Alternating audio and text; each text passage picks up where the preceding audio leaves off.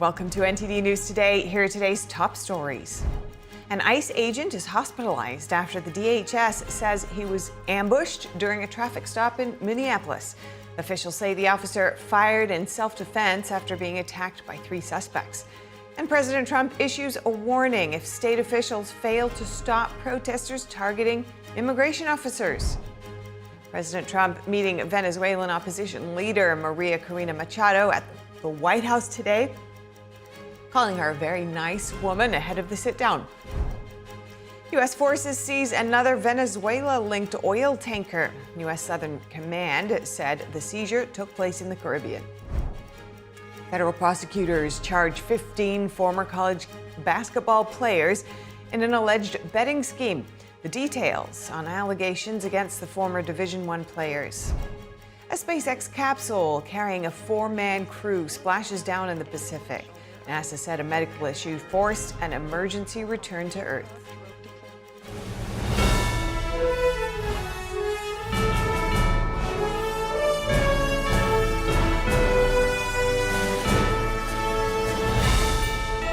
This is NTD News Today, live from our global headquarters in New York City.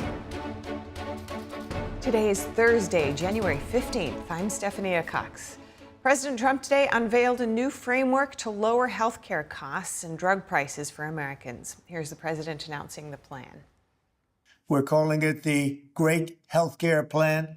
Instead of putting the needs of big corporations and special interests first, our plan finally puts you first and puts more money in your pocket. The government is going to pay the money directly to you. It goes to you, and then you take the money and buy your own health care. Nobody's ever heard of that before, and that's the way it is. The big insurance companies lose, and the people of our country win. This proposal locks in the massive discounts on prescription drugs that my administration is achieving through our most favored nation drug pricing agreement. The White House says the initiative will slash prescription drug prices, reduce insurance premiums, hold big insurance companies accountable, and maximize price transparency in the American healthcare system. Trump said the plan would send money directly to the American people, as you've been hearing. The president criticized Obamacare for benefiting insurance companies. He said this plan would end kickbacks to insurance brokers and corporate middlemen. The president is urging Congress to pass the framework quickly. Federal prosecutors have charged 15 former college basketball players in an alleged betting scheme. Authorities say the players and 5 other individuals aimed to rig NCAA and Chinese basketball games. The 15 athletes played basketball for Division I schools as recently as last year. Prosecutors say the other 5 individuals are fixers. This includes a former coach and a former player. Authorities describe the other 3 as gamblers, influencers, and sports handicappers. The fixers allegedly recruited the college players with bribe payments ranging from $10,000 to $30,000 per game. This comes shortly after at least 10 players received lifetime bans. That's for bets which sometimes involved their own teams and their own performances. And tensions escalated in Minneapolis following a violent nighttime confrontation between an ICE agent and an illegal immigrant in Minneapolis. Homeland Security says the man ambushed the agent, and the agent in turn shot him in the leg. Here's what we know. An ICE agent is in the hospital after the Department of Homeland Security said he was ambushed by an illegal immigrant in Minneapolis. According to DHS, agents were conducting a traffic stop when the man, a Venezuelan national, fled the scene in his vehicle and crashed into a parked car. He then took off running. An officer caught up with the man when DHS says he and 2 other people began attacking the officer, using a shovel and a broom handle. In a statement on X, DHS said, fearing for his life and safety as he was being ambushed by 3 individuals, the officer fired a defensive shot to defend his life. Officials say that a bullet struck the man in the leg, and both he and the ICE officer were hospitalized. DHS says the 2 other assailants scrambled back into an apartment, but are now in custody. In a late-night news conference Wednesday, Minneapolis Police Chief Brian O'Hara confirmed the shooting. He also said crowds had gathered near the scene and were attacking police officers. The crowd is engaging in unlawful acts. They have thrown fireworks at police officers, and at multiple times, gas has been deployed. This is already a very tense situation, and we do not need this to escalate any further. O'Hara also confirmed no one else was shot. At the same news conference, Minneapolis Mayor Jacob Frey urged protesters to stay nonviolent. He blamed the Trump administration for escalating the situation by surging ICE into Minneapolis. For those that have peacefully protested, I applaud you. For those that are taking the bait, you are not helping, and you are not helping the undocumented immigrants in our city. Minnesota Governor Tim Walz echoed the same sentiment, and he said ICE's actions are no longer about immigration enforcement, but in his words, a campaign of organized brutality against the people of Minnesota. In a post on X, Deputy Attorney General Todd Blanche defended federal agents, saying ICE operates in thousands of communities without incident, with men and women carrying out their duties to protect the public from criminal aliens, and he blamed the violence on rhetoric from Minnesota officials.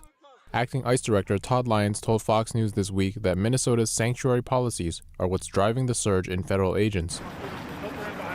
DHS, meanwhile, has been touting what it's calling Operation Metro Surge as a success. In a press release yesterday, the department said it had arrested the worst of the worst criminal illegal immigrants from Minnesota neighborhoods, including violent assailants, domestic abusers, and drug traffickers. It said it did so despite a lack of cooperation from Minnesota officials. According to DHS, Governor Walz and Mayor Frey have been responsible for releasing nearly 470 criminal illegal immigrants onto Minnesota streets in less than a year. It called on the two leaders Wednesday to honor ICE arrest detainers of more than 1,300 immigrants in the state's custody. In response to the protests targeting immigration officials, President Trump threatened to use the Insurrection Act if Minnesota officials don't stop the protesters. In a Truth Social post this morning, Trump wrote, quote, "If the corrupt politicians of Minnesota don't obey the law and stop the professional agitators and insurrectionists from attacking the patriots of ICE, who are only trying to do their job, I will institute the Insurrection Act," unquote. The Insurrection Act is a law authorizing the president to deploy military forces on U.S. soil. Protesters and federal agents engaged in a tense standoff last night.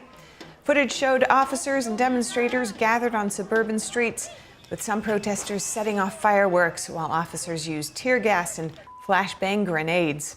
Other images show vandalized and ransacked vehicles in the area after clashes erupted. It's not immediately clear who the vehicles belong to. Meanwhile, DHS Secretary Kristi Noem said she discussed the Insurrection Act with President Trump. Here's the secretary. I describe it as violent and a violation of the law in many places. I discussed with the president this morning several things that we are dealing with under the department and different operations. We did discuss the Insurrection Act. He certainly has the constitutional authority to utilize that. My hope is that this leadership team in Minnesota will start to work with us to get criminals off the streets. The Trump administration has until Monday to respond to Minnesota's request for a temporary injunction of ICE activity. A U.S. district judge says she will not block ICE action in the state for now. Minnesota and the Twin Cities are suing the Trump administration. They argue the federal government is usurping constitutional state powers. They also allege ICE agents are using excessive force. Judge Catherine Menendez says not imposing a preliminary injunction isn't a prejudgment.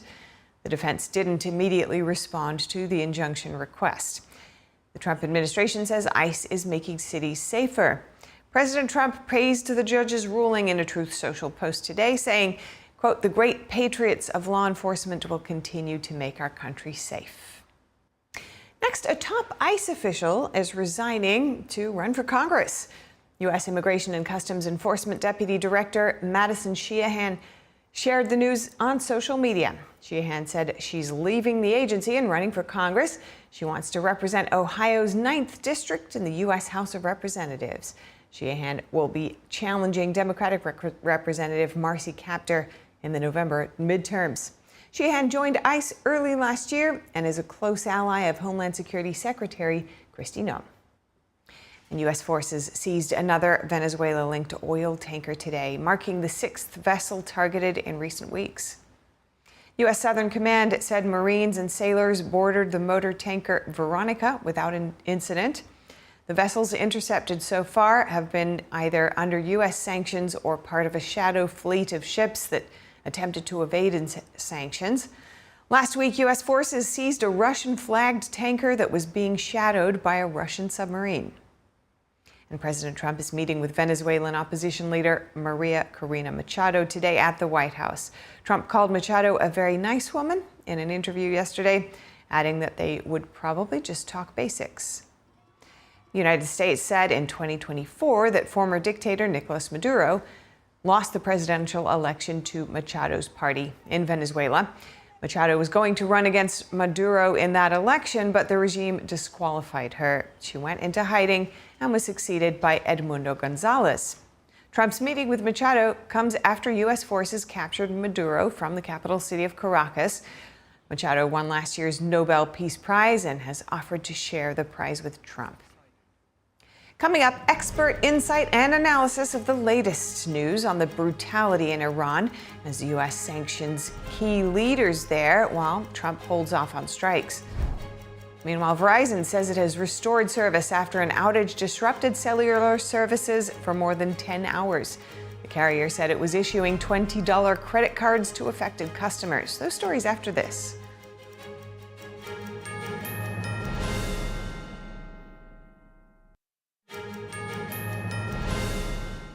Welcome back. Turning now to Iran. President Trump says the repression of protesters appears to be easing up.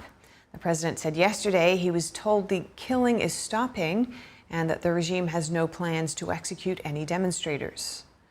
Trump told reporters the information came from what he called some very important people on the other side. He did not name those people. Iran's foreign minister, meanwhile, has publicly denied plans for hanging anti-regime protesters. However, Trump still says the U.S. will watch and see what happens, saying he's been told on good authority and he hopes it's true. Iran today reopened its airspace after 5 hours amid speculation about possible U.S. military action. The Iranian government did not give an explanation for closing its airspace, but it did come after President Trump's comments hinting at possible strikes should Iran start to execute protesters. And the Trump administration is still applying pressure on the Iranian regime. Secretary Scott Bessent says the Treasury Secretary is sanctioning key Iranian leaders involved in the brutal repression of protesters. President Trump stands with the people of Iran and has ordered Treasury to sanction members of the regime. Iran's leaders have brutally responded to peaceful demonstrations with violence, from mass shootings in the street to attacks on wounded victims in hospitals. Today's sanctions target 18 individuals and entities that the regime uses to evade sanctions on Iranian oil and divert proceeds from its energy sales away from the rightful owners, the Iranian people. The sanctions today also target 5 Iranian officials accused of being architects of the repression. They include Islamic Revolutionary Guard Corps and law enforcement commanders.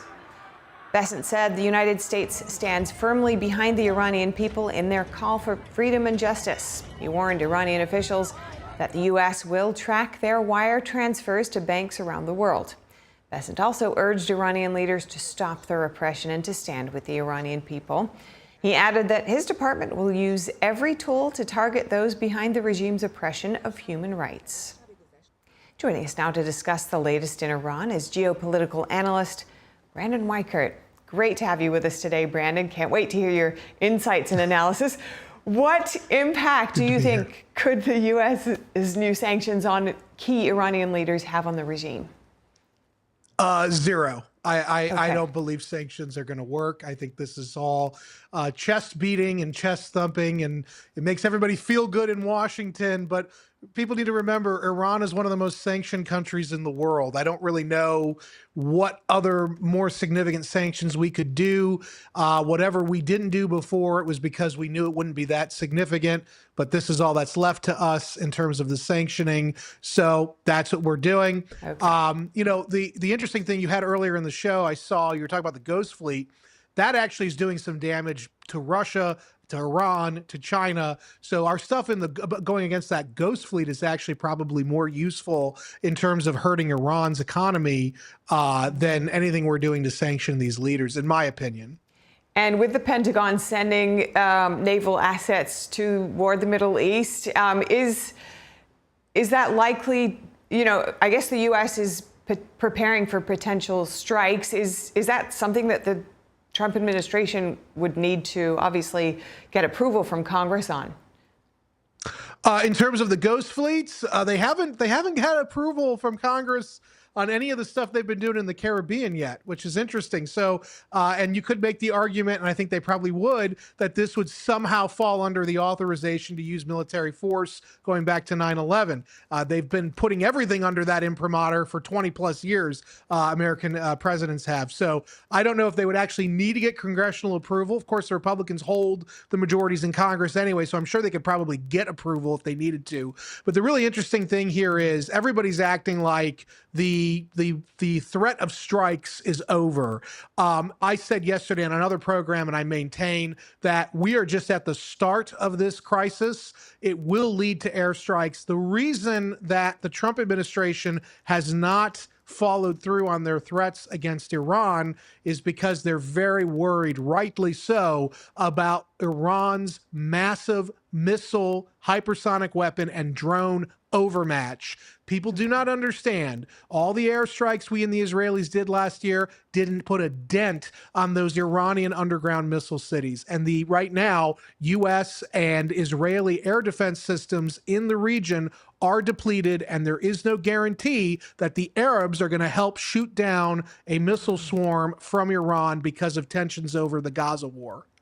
So if it is, you're saying that this is heading towards strikes, what does the U.S. need to do to position itself to win?